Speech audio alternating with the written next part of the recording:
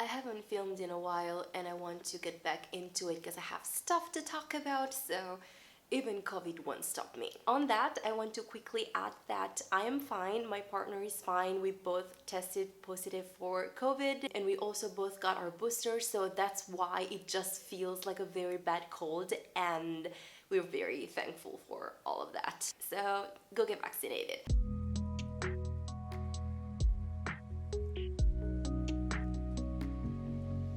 Hi, welcome back or welcome if you're new here. I'm Fran, this is Fran Nook in the Pages, and today I have some book recommendations that I would like to share with you. It all started with a book that I received an e-arc for. It's out already, so it's not really an advanced review kind of situation, but this book, I've been reading it and I've been loving it and I really wanted to tell you all about it, and I thought that I would talk about that book because it features a neurodivergent autistic main character and talk about other similar books as well. So if you want to go and read more books featuring autistic or neurodivergent characters, I have you covered. And the whole thing kind of worked itself out perfectly because today is World Autism Awareness Day, and I think the whole month of April is the Autism Awareness Month, if I'm not mistaken. So it was in the cards, or it was in the books. Was that a bad joke? I don't know. I have COVID. You can't say anything to me at this point. Before we begin, a quick reminder to subscribe to my channel if you haven't, to like and share this video, to click on the bell icon if you want to get notified whenever I upload a new video. You can follow me on social media, befriend me on Goodreads, and I have a Coffee account, which is a digital tipping service. You will find all this information in the description down below, as well as a video about ways in which you can be a better ally to autistic people. I will leave it linked down below. Liv's channel, her video was so informative and lovely, and I really recommend you go and check it out. I will leave it linked in the description down below and up in the cards. And now we can begin talking about these wonderful books. The first book that I would like to talk to you about and that kind of inspired this whole video is Elle Outside the Lines by AJ Sass. And oh my gosh, I am so in love with this book. It was incredible. I loved it so much, and I cannot believe how much I loved it, considering that it's a middle grade, and I do like to read middle grade, but I would never think that a middle grade could be one of the best books that I read in a year. But that might be the case with this book because I just loved every single page of it from beginning to end. It is written beautifully, it is funny, it has so many heartfelt moments, but let me just tell you something about the synopsis first. So we have our main character, Elle. She is Jewish, she's autistic, she's 12, and she's about to go on a school trip with her Spanish class to Barcelona with her classmates, and she's hoping that on this trip she might reconnect with her best friend Laurel because they kind of grew apart lately, and she really misses her best friend, and her dad is accompanying her on this trip as one of the chaperones. Is that how they're called? The grown-ups that accompany the kids on school trips. Anyways, when they are in Barcelona, she finds out that they'll be divided into teams because they have to do this school scavenger hunt throughout Barcelona as like a school project to better learn the culture and get familiar with the language and stuff. And she is not on the same team as her best friend. She is on a team with other classmates that she doesn't know as well. And so her plan, the idea that she had in mind to get reacquainted with her best friend, kind of falls apart, and she doesn't really know how to deal with all of that. But as the story moves forward and as they have to try and figure out these clues, she starts growing closer to her teammates, and that creates new dynamics and relationships that she hadn't foreseen. And oh my gosh, it was just so lovely. It was the perfect middle grade. You have a school trip, so you have these kids running around and having adventures and discovering new places and trying to speak a new language. You see how friendships can be born between kids in such an easy and spontaneous way. And on the other hand, you can also see how some relationships kind of run their natural course, and then there's really nothing more to them. They were good at a certain stage, in a certain point in your life, but then things change change, and that's okay. Ellen, as I've said, is autistic, and she also has SPD, which is sensory processing disorder. So when she receives too many inputs from the outside world, like too many noises, too loud noises, too many people, too many visual stimuli, then she gets overwhelmed and she needs more time to process them. She needs quiet, she needs to recover. So there's all of that. And there was this beautiful scene described in the book where she is in a very busy street with too many colors, too many people, and she gets so overwhelmed and she needs a moment of quiet and peace, and she go in a side street with her teammates and her dad, and the whole thing was described in such a lovely but real and also tender way that it gave me shivers. It was just so good. And I also loved how this book is so wonderfully and effortlessly diverse, because our main character has a crush on a girl. One of the teammates is non-binary, Isa, and Ellen strikes a wonderful friendship with them. And it was so nice to see how even Ellen, who is so set on categories and tags and figuring out the world in her own way, trying to understand the world in her own way, she understands Isa and their pronouns and just everything. It was so beautiful, and in a way that it really shows you that it's not a big deal. You just have to be willing to listen and to behave in a human kind way. You really see that the problem is with adults, because kids are so open to these things at a younger stage in their lives before they get ruined by adults, I want to say. They're so accepting and welcoming of these things. Ellen has a crush on a girl, as I was saying. You have Isa, who is non-binary. You also have another teammate who has a crush on a boy. There aren't labels, there isn't anything like that. This is just a bunch of kids exploring life and being very genuine and open and natural and normal about it. And it was just so beautiful and refreshing to see, and I loved it so much. I loved this book so much. I don't know if you can tell, but everything about it was perfect. The friendships, the dynamics, the diversity in it, in the wider possible meaning of the word. And also Ellen had a wonderful relationship. She's very close with her parents. She has a wonderful relationship with both of them, and that is not something that you often see in books for younger readers. And I just loved everything about it, and I definitely recommend it 100%. I know that AJ Sass wrote another book. This is their second book. There's another one called Anna on the Edge or something like that. I don't want to be mistaken, but I will definitely give it a go, because this one I loved so much, and I cannot wait to see what else they come out with next. I will try to be more quick about the other books, but this one I just loved so much that I had to gush about it. I had to share all my feelings. Of course, I gave it 5 stars. But the next book that I would like to talk about is another middle grade, and that is Show Us Who You Are by Elle McNicoll. This is the Italian edition. I really like the cover, I gotta say, more than the original one. At least that's my personal taste. And this is about a girl named Cora. Cora is autistic, and she befriends a boy who has ADHD, and the boy's father, he is the CEO of a company called Pomegranate Institutes. This company is basically trying to create holograms of existing people who are famous, loved ones who passed away, and all of that. And their goal is to offer potential customers the possibility to talk with these people, whether they are famous people or loved ones that they lost, people they used to know, and all of that. And Cora, being neurodivergent, she is interviewed many times by this company because they want to create the perfect, more faithful neurodivergent hologram. But is that all there is to it, or is there something else more shady going on? I really liked the main character Cora and her friendship with Adrian, the boy. They were so sweet together. They had so much fun. They were different and were not ashamed of acting in a different way that was natural for them among themselves, if that makes sense. They were just themselves with each other.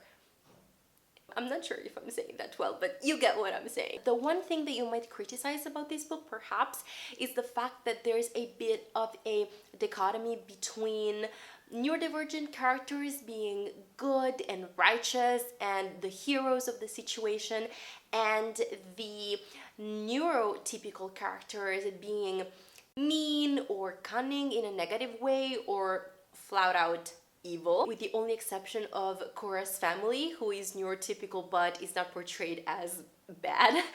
And I mean, that is a valid critique, but at the same time, I think it can be quote unquote justified by the fact that the author of this book is autistic as well. The main character, she is autistic and she's 12, and this book is written from her perspective. So of course that might be her way of seeing other people, of understanding other people, understanding the world around her. So I think that might be natural that people who don't share certain things with you are seen different from you, and sometimes in a negative way, especially when you're part of a marginalized group. So in a way that's understandable to me, but just so you know, there is that aspect in this book. You can do with that information what you will. And the other book that I would like to talk about in this video is Social Cue by, and I don't know how to pronounce this name, it might be Kerr. I'm not sure, I apologize about that. But this is a YA contemporary. This one was really interesting to read, and I've never heard anyone talk about this book, which I'm kind of surprised about. It is about a girl named Zoe. She is 18. She's attending her first year university bachelor degree in journalism, and at the beginning of the book she has just started an internship at a online magazine called Bubble. She is a romantic at heart. She loves rom-com, she loves love stories, but she's never had first-hand experiences. She's never really had a crush on anyone. Nobody has ever really had a crush on her, at least that she's aware of, but she loves love and love stories. And so her older sister decides to create a profile on a dating app for her. And so she's also very recently started doing that. For Bubble, where she's doing her internship, she decides to write a piece about that. She wants to write an article about being autistic and not having had many love experiences and all of that, how it was for her. This article goes viral. So many people leave comments saying that they can relate to what she's saying, to her experiences, to being autistic and having a hard time interact with other people and all of that, especially in a romantic setting. But also some people that she knows in her personal life are commenting saying that that surprises them because they had a crush on her and they thought that she knew. So the editor-in-chief of this magazine asks Zoe if she feels like doing a series of follow-up articles where she interviews these people who are saying that they had a thing for her and see what comes out of it. And so Zoe starts contacting these people one by one and going on a date with them or chatting with them, and then she writes articles about it. One of these people was her best friend's brother that she's also friends with. Another one was a guy that she met at uni. The other two boys I don't really remember, they were not important. And then another one was a girl that she used to work with. So that also opens up the chance to talk about questioning your sexual identity and your sexual orientation, as in, did you actually choose what you like? Did you actually find out what you're attracted to? Or did you just go by default because that's what everyone else was doing and so you just went that way without really questioning what your interests and tastes are? I really liked this book. I was so pleasantly surprised. It was funny, it was light, it was heartfelt, but it also had its darker, more serious moments, especially when Zoe is facing so much. There's so much going on in her life, so much stress, and she feels the burnout. She feels like she has to isolate, be on her own and recover and recharge. She has some darker thoughts and all of that, but she has a very supportive supporting family, and that's something else that I really loved about this book. The family is really present and really supportive of her and understands her needs, and that her being autistic is totally fine, but it comes with things, specific things that she needs, and they're very respectful of that. I really liked how most of the times Zoe is direct. She doesn't want any of that going around things bullshit. She just tells you things as they are. Other times when she was in an unfamiliar social context or in a situation that would cause her stress or worry and all of that, she wouldn't be able to act. She wouldn't be able to say anything. She would just be there and kind of retreat internally. I think that the representation was very well done, and that's because the author herself is autistic, so it's on voices. And also another thing that I think is important to point out and to acknowledge that is present in the book is something that I've rarely seen in books featuring neurodivergent characters or disabled characters, and that is their media representation. There's an accident in the book where an autistic person is tasered by the police. So the police, instead of de-escalating the situation, which is something that they never do, attacked this person who was just having an autistic crisis. Zoe witnesses this scene and she's just, first of all, very traumatized and appalled by what happened. But a journalist at Bubble is writing about this accident, and they ask Zoe to be the sensitivity reader to make sure that they are using the right terminology, the right words. And Zoe sees that every single time the autistic person is described as a victim, not only of what happened with the police, but also a victim of being autistic. So they are pitied, they are treated as they are inferior to the other people present involved in the story, and that is something that happens all the time with the categories that I've mentioned before. It might just be one word, so you might think, oh, you're just really nitpicking, it's just one thing, it didn't really mean anything, but words have meaning, words have a weight, and it's not a coincidence that certain expressions, certain mistakes in using the right word or the right expression are always made with certain people and never with other categories that are not minorities, disabled people, and all of that. And the fact that that wrong, hurtful language keeps being used is a testament to the fact that writers, journalists, and all of that, they don't use sensitivity readers, they don't really know what they're talking about, and they are clearly biased in their way of seeing the world and reporting on certain things. Anyways, it's an interesting part in the book. It's a unique thing that I haven't seen before, and I thought that it was very well worth mentioning. Just to have an adult book in this midst, I would like to quickly mention The Maid by Nita Prose. I have a review about that book on my channel, so I will just leave it linked in the description down below and up in the cards. This is a cozy mystery adult novel revolving around a maid who works at a luxurious grand hotel in New York, and she finds a body one day in a suite that she was supposed to clean, and of course she is one of the main suspects because she is different from other people, because she remembers all these details and all of that, and the story goes from there. I don't want to say much else about it. I really loved it. I gave it 5 stars, and you can hear more about it in my review if you're interested. It's not said on page that Molly the maid is autistic, but she's clearly autistic, and I thought that the representation was very well done. And last but not least, before I let you go, I would like to quickly mention a couple of books, more than a couple of books, that feature autistic and or neurodivergent characters that I haven't read yet, but that I would like to read very soon, just so that you are aware of these titles and you can choose to pick them up in case you wanted to. First, I have The Many Mysteries of the Finkel Family by Sarah Capit. This is a middle grade. Big Girl Small Town by Michelle Gallen. This is a contemporary fiction that is set in Ireland. Poisoned Primrose by Dahlia Donovan. This is the first book in a cozy mystery series, and here we have neurodiversity rep as well as LGBT rep, because if I remember correctly, the main character is asexual. A Girl Like Her by Talia Hibbert. This is a romance contemporary adult novel. And last, I have All the Things We Don't Talk About by Amy Feltman,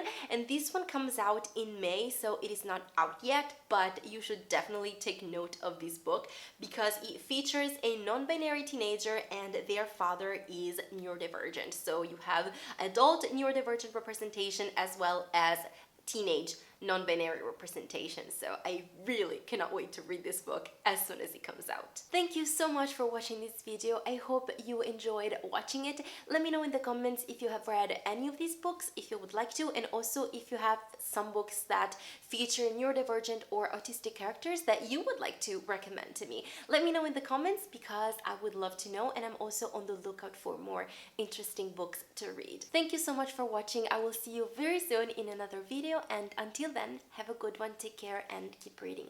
Warm hugs! Bye!